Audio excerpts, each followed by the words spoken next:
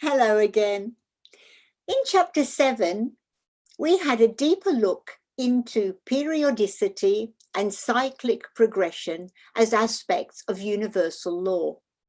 We were told that by studying how the law affects each person, we can gain an understanding of how the results in this life are due to causes from past lives. So what we thought, did or did not do in past lives will affect us sooner or later in future lives. Not only humanity, but everything in the universe is subject to those same laws, as we know.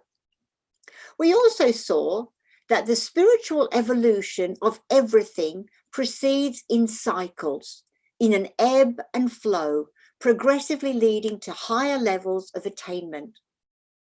The question of predestination and free will was also raised.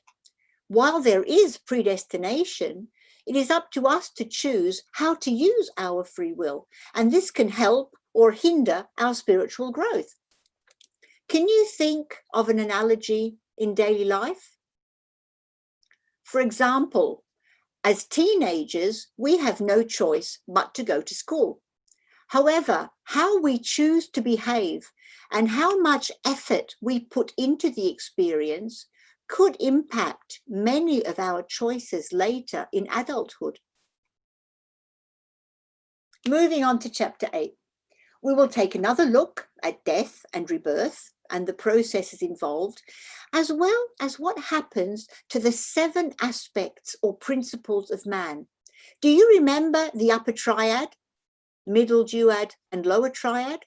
If not, take a quick look at your notes just to refresh your memory before we read about the death struggle between the upper and lower dualities.